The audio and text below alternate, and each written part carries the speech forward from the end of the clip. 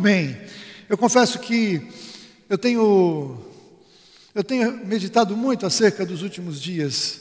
Se você conhece um pouquinho de Bíblia, se você conhece um pouquinho acerca da história da igreja, você sabe que nós estamos entrando nos últimos dias da igreja aqui na terra. Nós estamos entrando em um período em que a palavra nos adverte tantas coisas, nos dá tantos recursos, nos dá tantas informações, e nós podemos olhar ao redor e perceber que o mundo mudou, que as coisas ao redor estão cada vez mais diferentes daquilo que nós estávamos acostumados, e que quando tudo isso acabar, muitas coisas vão ter mudado, aquelas que nós já sabemos e não sabemos, aquelas que nós percebemos e não percebemos.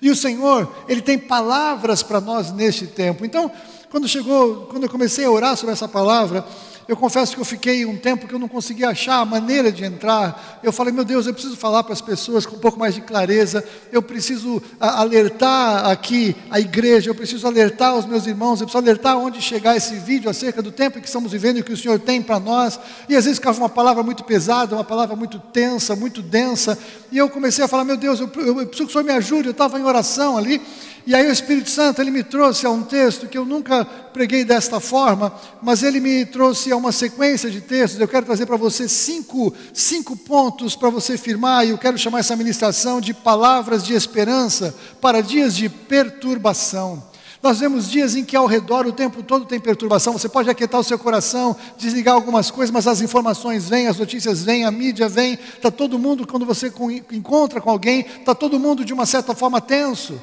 A gente vai no supermercado, você entra no supermercado, todo mundo naquela distância, e as pessoas agora parecem que são seus inimigos. Parece que a pessoa quer que você apresente um atestado de saúde para ficar um pouco mais perto de você. E aí todas as pessoas assim assustadas, até logo mais o dinheiro agora já é sujo, ninguém quer nem dinheiro, nem cartão na maquininha. Aproxima o seu celular, não me toca, não encosta em mim. Todo mundo de uma certa forma está um pouco perturbado acerca dos dias em que vivemos. E nós que temos fé e segurança, nós temos que às vezes parar e lembrar quem somos e voltar para a nossa posição de fé. E aí, esse texto é um texto conhecido, mas eu espero trazer uma perspectiva um pouco diferente para você. Você que está aí comigo, abra sua Bíblia no Evangelho de João, no capítulo 14, e eu vou ler de 1 a 3. E nós vamos entender aqui algumas coisas que nós temos do Senhor neste lugar, porque eu quero colocar para você 5 aspectos que você deve fazer na sua vida, aspectos que você deve guardar na sua vida, e associado a promessas do Senhor Jesus para a sua vida. Perdão. Então são coisas que você deve guardar, e aí o que o Senhor diz que fará. Louvado seja o nome do Senhor. Começando então em João 14, versículos de 1 a 3, não se turbe, e essa palavra turbar é perturbar, é ficar em conflito, ficar em confronto, ficar desconfortável ou agitado. Não se turbe o vosso coração. Vocês creem em Deus, creiam também em mim, disse Jesus. Na casa de meu Pai há muitas moradas. Se assim não for, eu vou-lhe teria dito, pois eu vou preparar-vos lugar. E quando eu for e vos preparar lugar, voltarei e vos receberei para mim mesmo, para que onde eu estou, estejais vós também.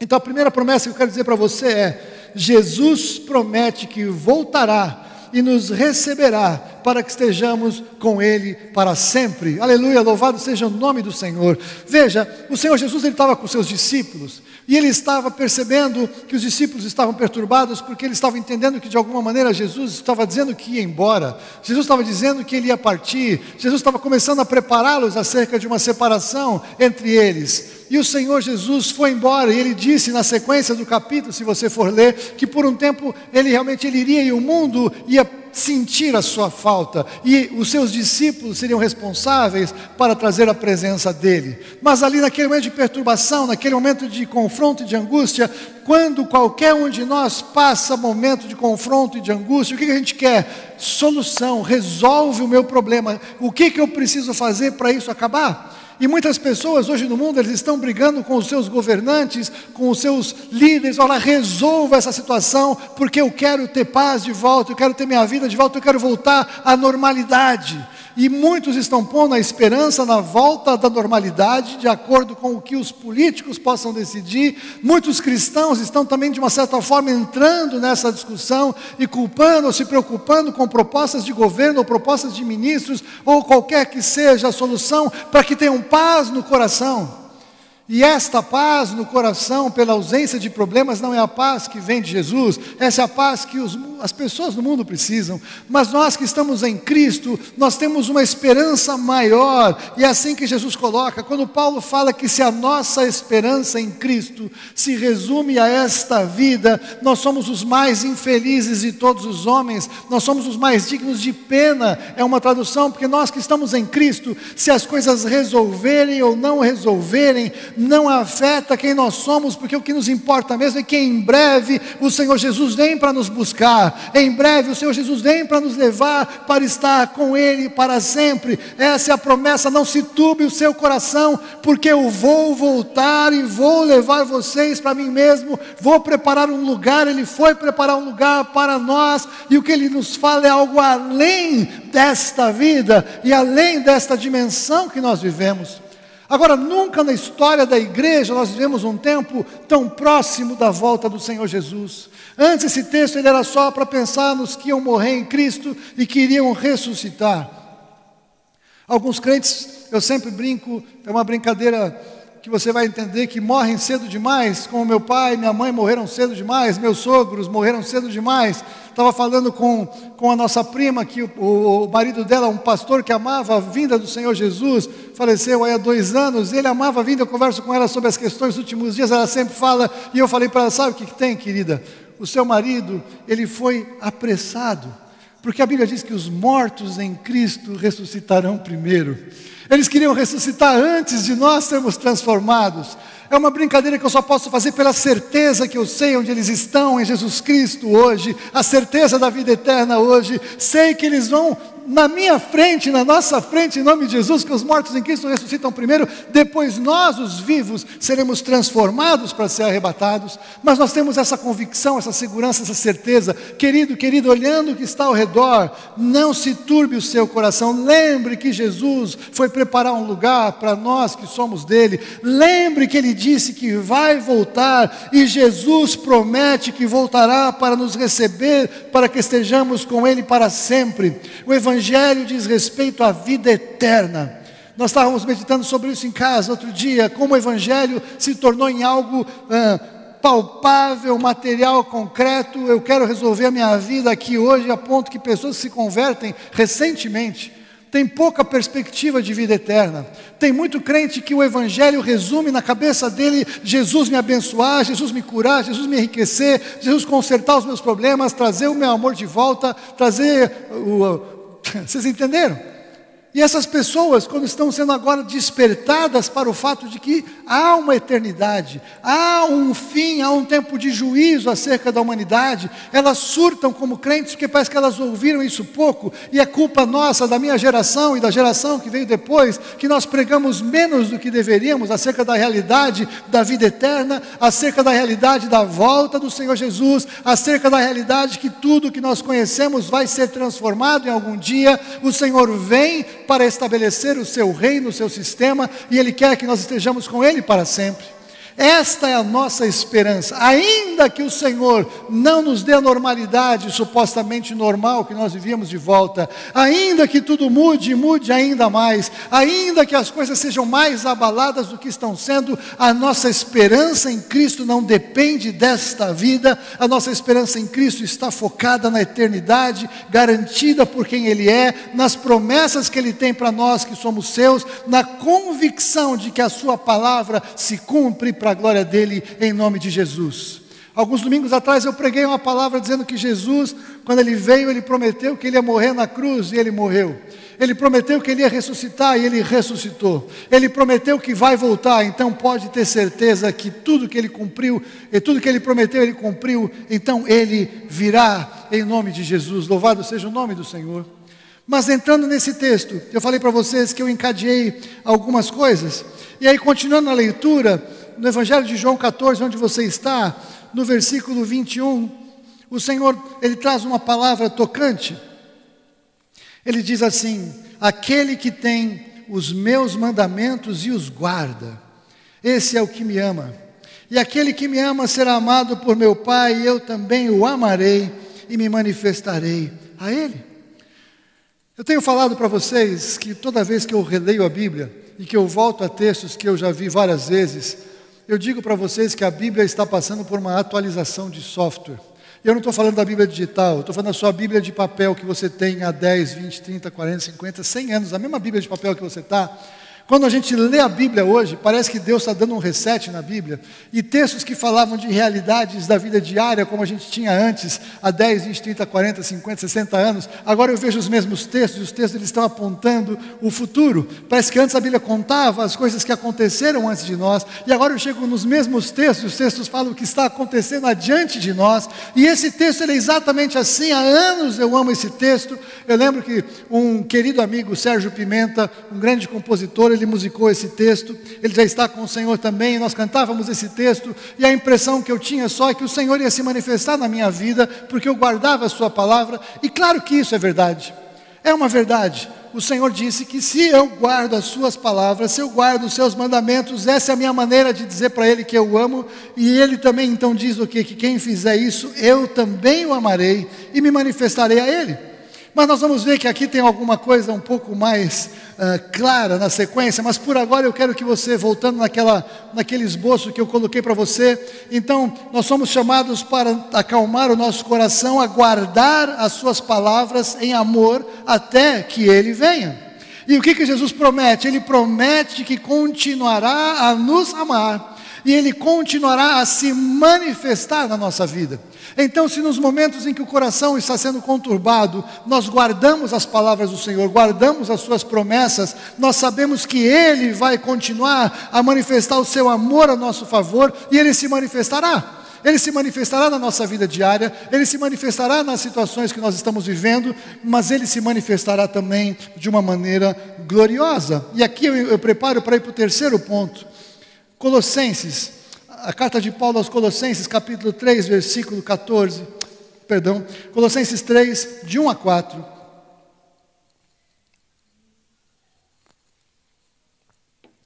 Aí Paulo nos fala o seguinte: portanto, se fostes ressuscitados juntamente com Cristo, quem foi ressuscitado juntamente com Cristo?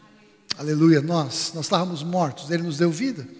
Nós somos ressuscitados juntamente com Cristo, então nós vamos buscar as coisas lá do alto, onde Cristo vive, assentado à direita de Deus. Nós somos chamados a pensar nas coisas lá do alto, não nas que são daqui da terra, porque morrestes, e a vossa vida está oculta juntamente com Cristo em Deus.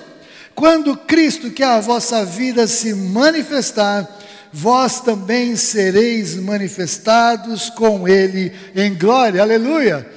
O que ele está falando? A nossa vida está escondida com Cristo em Deus. Nós temos uma dimensão de vida que está no mundo espiritual. Na sexta-feira, na live, principalmente na reunião de homens, eu estava falando sobre o nosso chamado em Deus, e tem alguns fundamentos do Evangelho que nem sempre a gente consegue repetir, e é importante lembrar. Quando nós nos convertemos, o Senhor Jesus nos fez justos. Então agora nós estamos debaixo da justiça de Deus em Cristo. Então nós atendemos a santidade de Deus, e o Senhor nos vê como justos. Ele não vê quem nós éramos, não vê os nossos pecados. Não só Ele nos vê justos, como Ele nos vê santos. Eu sou o santo Haroldo. Embora a Fúvia esteja aqui do meu lado e possa falar que na minha casa eu não pareço tão santo quanto eu posso parecer às vezes aqui na igreja, diante de vocês. Obrigado. Por quê? Porque o Senhor me fez santo em posição. Eu sou santo porque Ele me vê através de Jesus. Então no céu eu sou santo, mas aqui na terra eu sou chamado para viver o meu processo de santificação, lutando contra o pecado, vencendo as tentações, e quando eu peco, me arrependendo do meu pecado, confessando o meu pecado ao Senhor, para que o sangue de Jesus me purifique de todo o pecado.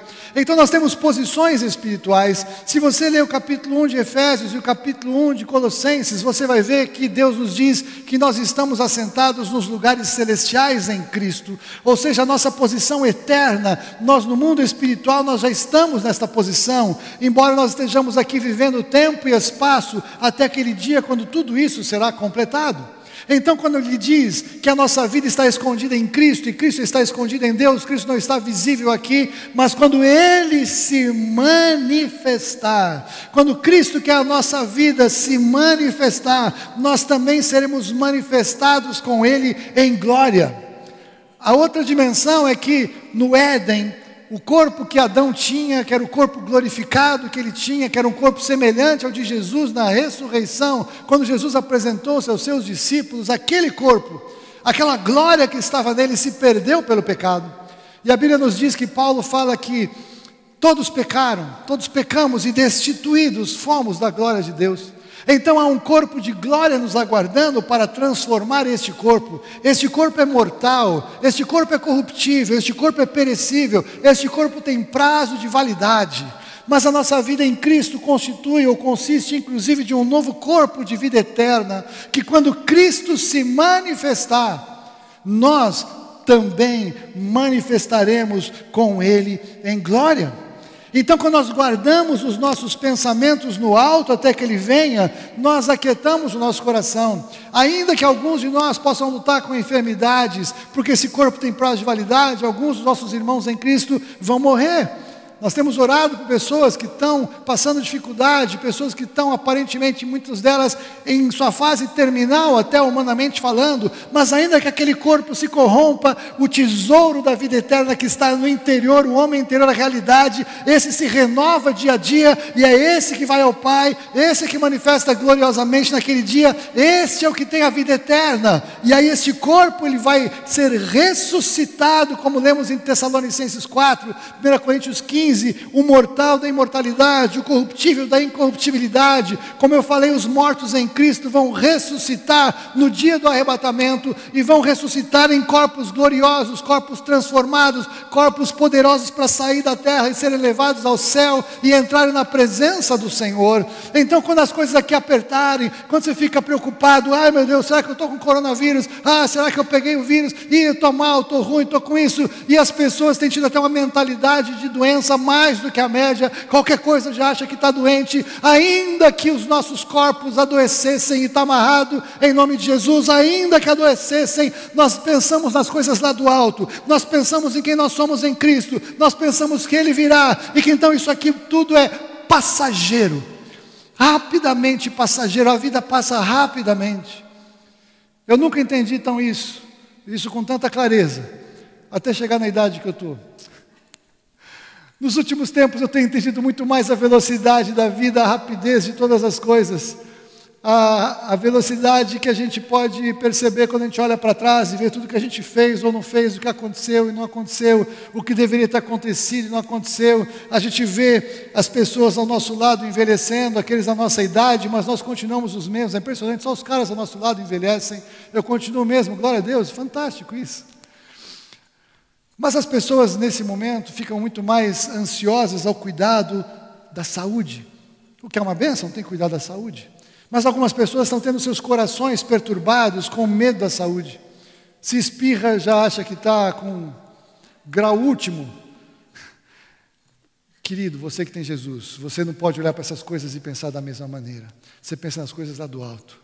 Em nome de Jesus. Nós sabemos quem nós somos, nós temos destino, temos convicção, temos certeza, a palavra nos diz, e Jesus nos promete que Ele nos manifestará com Ele em glória. Aleluia, a promessa dele é essa. Então, o que vai acontecer aqui no tempo, aqui neste mundo, a Bíblia chama de leve e momentânea tribulação, porque não dá para comparar com aquilo que virá pela eternidade, que tem eterno peso de glória.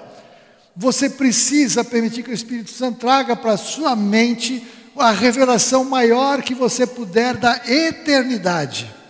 A eternidade comparada com o seu tempo é nada. A Fúvia postou essa semana no grupo, na nossa página, no ministério, em alguns outros lugares, aquela ministração do Francis Chan, da corda, né? E aquela foi uma revelação tremenda que ele teve, porque imagina um salão gigante, tinha uma corda gigantesca espalhada pelo salão inteiro, sem fim. E aí quando ele chega, ele começa a falar, imagina que essa corda não tem fim. Eu amo essa figura, é uma corda sem fim. Aí ele pegou aquela corda na mão, aí ele separou um pedacinho assim daquela corda. Você imagina esse pedacinho aqui na mão, aí a corda sai por aqui, dá a volta toda, vai até o fundo do salão e vai, e vai, e vai, e não tem fim. E ele estava falando como a gente considera que isso aqui é o que importa, e nós queremos resolver essas coisas, fazemos tudo por conta dessas coisas, brigamos, trabalhamos, suamos, somos capazes de romper relacionamentos, de brigar com pessoas, de esquecer coisas, de gastar tempo, energia, vigor, força, dinheiro, tudo que temos por alguma coisa que é pequena, comparável com a eternidade. E neste momento, diante desse texto de Paulo, eu quero trazer para você isso, que o Senhor revele para você a eternidade, pensamentos no alto até que Ele venha, porque quando Ele se manifestar, nós estaremos com Ele para sempre. Louvado seja o nome do Senhor. O quarto ponto que eu queria colocar para você, está na carta de João, 1 João capítulo 2, versículo 28, é interessante que o João, ele consegue trazer uma integridade do Evangelho para as cartas que ele escreve. Você consegue perceber uma sequência de ideias, uma sequência de pensamentos, independentemente do fato de que o Espírito Santo revelou, mas também percebe como ele introjetou tudo aquilo, ele considera tudo aquilo como algo que agora faz parte dele, então ele flui nisso. Então veja que o capítulo 2, versículo 28 de 1 João, ele diz o seguinte: filhinhos, agora pois permanecei nele, para que quando Ele se manifestar, tenhamos confiança e dele não nos afastemos envergonhados na sua vinda. Então veja que agora a revelação que vem para a gente, começa a ficar mais clara, é que a manifestação do Senhor é na sua vinda. Ele se manifesta na nossa vida quando nós o invocamos, Ele se manifesta na nossa vida quando nós o recebemos, Ele manifesta na nossa vida de uma maneira na vida diária, mas agora coloca o reset que eu te falei acerca da vinda do Senhor Jesus. Aí João deixa isso claro, ele está falando da manifestação dEle na sua vinda. E aqui o que é importante é que nós precisamos então guardar a nossa vida nele, permanecer nele até que Ele venha. Permanecer nele não é permanecer dentro da igreja, não é participar de todas as reuniões do prédio. Permanecer nele é ter o fundamento da sua vida, das suas decisões, das suas expectativas, da sua confiança, da sua dependência completamente nele. E neste caso, quando ele vier, quando ele se manifestar, nós iremos para ele com confiança. Um dos vídeos, vocês sabem, quem me conhece há mais tempo, que eu acompanhei, colecionei muitos vídeos acerca da vinda do Senhor Jesus. E tem um desenho que eu lembro que eu postei, e eu perdi o link, eu preciso até achar o link. É mais ou menos, a figura é mais ou menos assim, o momento do arrebatamento. Então as pessoas estão todas andando na vida normal na cidade. E aí algumas pessoas percebem que alguma coisa está acontecendo, aí o céu tem um movimento estranho, aí toca uma trombeta. É um desenho, não é com grandes efeitos especiais, é um pouco mais básica a estrutura, mas a ideia é confrontadora, porque faz aquele tatá, tatá, tatá, a trombeta toca. E aí o desenho traz assim alguns anjos que eles passam assim, e tiram a pessoa, no meio da multidão vão tirando pessoas. E aí tem uma pessoa que mais ou menos sabe o que está acontecendo, e aí parece que passa aquele tempo em que aquelas pessoas estão sendo retiradas, porque a Bíblia fala que assim como o relâmpago sai do Oriente e se mostra no Ocidente, uma das ideias é que as pessoas vão sendo tomadas rapidamente numa sequência, mas aí esta pessoa, esse rapaz, ele começa a correr atrás, ei, ei, ei, e ele foi deixado, ele não foi levado, ele não estava como deveria estar para ser levado, para ser livrado. E esse texto, João, ele abre essa perspectiva falando que, para que quando ele se manifestar, tenhamos confiança e não nos afastemos envergonhados na sua vinda. Queridos, eu tenho ficado muito preocupado com isso e tenho tido cuidado de gravar vários vídeos curtos sobre essa temática, porque eu creio que a igreja tem que entender que uma coisa é ser salvo pela graça por meio da fé, a outra coisa é estar digno de escapar de todas as coisas, conforme o Senhor nos confronta a estarmos preparados, atentos, amando a vinda do Senhor, buscando a vida do Senhor, servindo a vinda do Senhor, como virgens sábias que temos azeite na nossa lâmpada, estamos esperando o noivo, não vivendo desordenadamente, não vivendo de qualquer maneira. Não quer dizer que é mais santo quem vai ser arrebatado, não é isso. Eu quero dizer, quem não está nem um pouco interessado na vinda do Senhor Jesus, porque acha que Ele vai tirar a força. Eu usei a figura do noivo e da noiva. O noivo, 6 meses antes do casamento, liga para a noiva, fala: querida, está tudo bem? Eu estou aqui tão ansioso, estou com todos os preparativos, já está tudo pronto, tudo comprado, tudo pago, está chegando a hora. E aí a noiva vira para ele e fala: querida, eu te amo.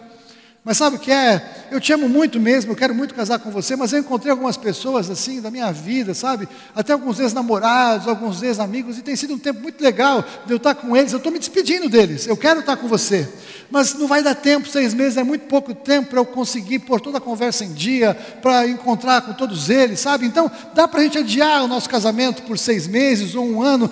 Eu te amo, eu vou casar com você, eu quero estar com você, mas eu quero primeiro só acertar esses relacionamentos, acertar essas coisas, estar com essas pessoas, né, que são tão importantes, fazem parte, você tem que entender, fizeram parte da minha vida até que eu te conheci, então elas foram importantes.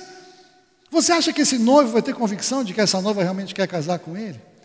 Que ela realmente está interessada no casamento? Que ela o ama de verdade? Por que seria diferente com o nosso Senhor Jesus? Que muitos crentes vivem a sua vida diária de uma maneira tão apegada às relações do mundo, às coisas do mundo, que alguns, quando eu falo que Jesus vai voltar, quase que ficam chateados, alguns me bloqueiam, me esquecem, porque eles não querem que Jesus venha, porque eles estão curtindo tanto viver aqui. Por que essas pessoas seriam tiradas à força? Essas pessoas, eu creio que vão cumprir esse texto de quando na sua vinda vão sair envergonhadas, porque não estavam preparadas como devia para serem levados pelo Senhor na manifestação dEle. Mas Ele promete que se nós mantivermos confiança, seremos recebidos na sua vinda. Louvado seja o nome do Senhor.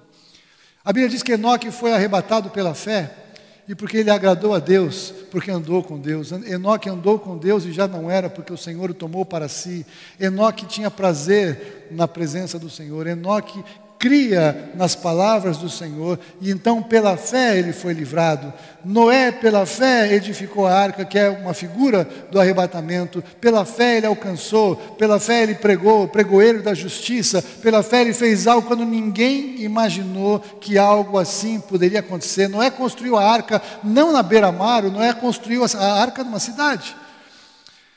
Ele creu na palavra do Senhor e por 100 anos ele edificou aquela arca. E todo mundo achava ele um imbecil. Desculpa a expressão. O que esse cara está fazendo?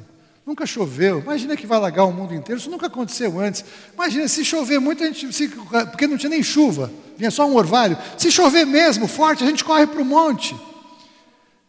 E a palavra de Deus diz que Noé acabou a arca e ficou pronta a sua construção. E ele entrou na arca. Por 7 dias, Noé esteve dentro da arca, a porta da arca esteve aberta e todas as pessoas podiam entrar na arca se quisessem ser salvas. E por 7 dias, o Senhor esperou até que ele fechou a porta da arca e aí começou a chuva, algo que nunca tinha acontecido antes na história da humanidade daquela época. E choveu e aconteceu exatamente o que Deus disse, inundou o mundo inteiro. E todas as pessoas que estavam fora da arca pereceram. Nunca aconteceu nada parecido como o que a Bíblia diz que vai acontecer no mundo. Milhares de pessoas o Senhor vai retirar para si, o Senhor vai salvar na hora mais difícil da história da humanidade.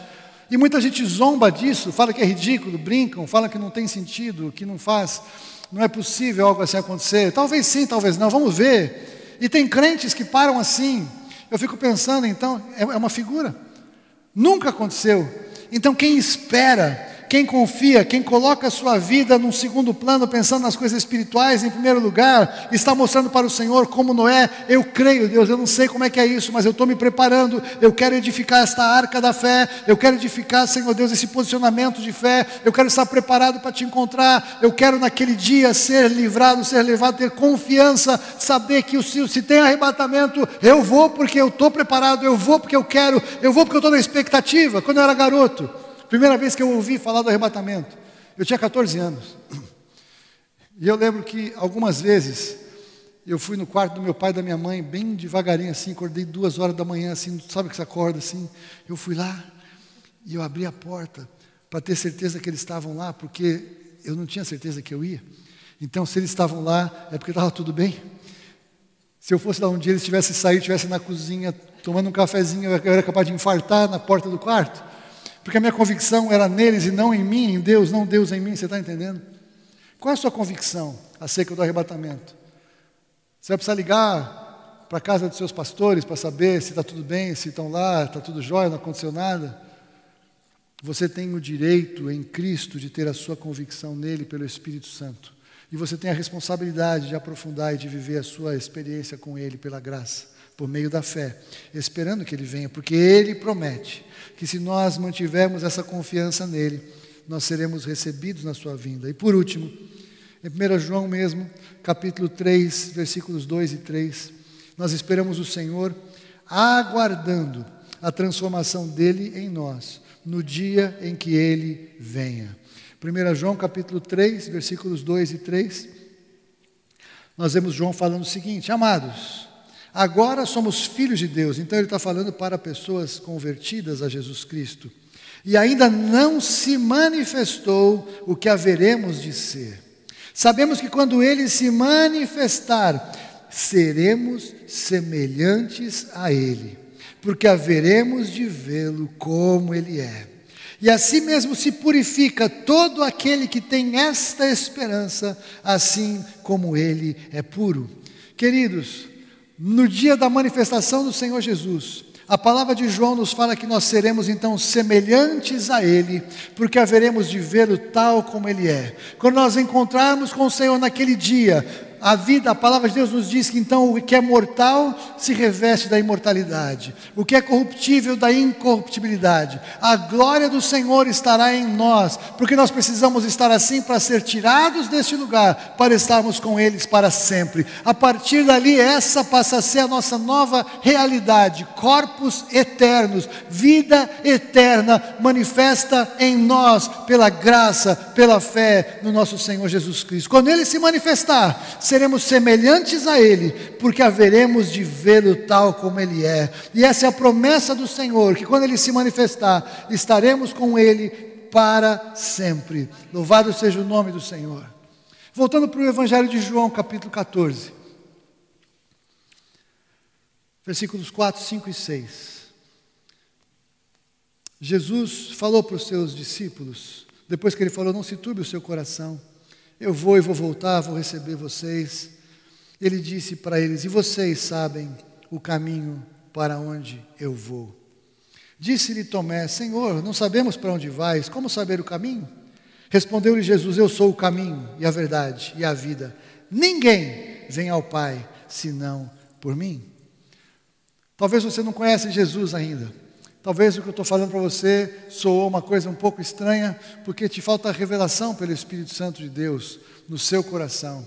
Jesus disse que ele não é uma religião, ele não é evangélico, ele não é das igrejas. Jesus, ele é o caminho.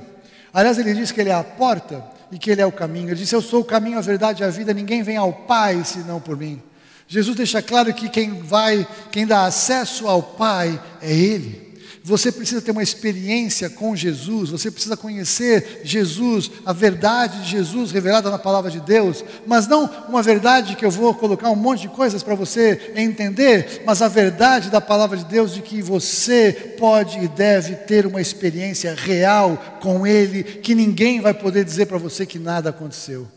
Eu quero convidar você a pensar sobre isso que eu estou te falando, e se você quiser falar sobre isso, talvez você pode falar com quem te deu o link para você estar aqui com a gente, ou você pode mandar uma mensagem para a gente. Nós queremos te explicar como você pode fazer, de fato, para conhecer o Senhor Jesus. O que você pode fazer agora, onde você está, você pode falar com Deus, Ele te ouve, e você pode falar: Deus, se essa palavra aí que o Haroldo está falando é verdade, eu quero que o Senhor me ajude, eu quero te conhecer, eu quero entregar minha vida, eu quero ter uma experiência com o Senhor. Fala a sinceridade, com as suas palavras: eu quero te conhecer de verdade, que Ele se encarrega de fazer tudo acontecer diante de você. Ele sabe onde você está, Ele sabe qual é o seu coração, Ele sabe do seu desejo, e Ele é Deus Todo-Poderoso. Ele vai se revelar na sua vida, e você vai ter acesso a Ele através de Jesus Cristo. Meu querido, minha querida, é tempo de fundamentarmos a nossa palavra, a nossa vida na palavra do Senhor. É tempo de você aprofundar o que você crê. Que nesse tempo de jejum e oração você possa ler a palavra, você possa aprofundar a sua vida com Ele, você possa saber quais são os fundamentos do que você crê. Não coma pela mão dos outros, nem pela minha mão como seu pastor. Faça o cheque na palavra de Deus, releia os textos, leia a palavra. O seu fundamento tem que estar na palavra de Deus e não em homens, para a glória do Senhor, em nome de Jesus. Amém. Deus te abençoe.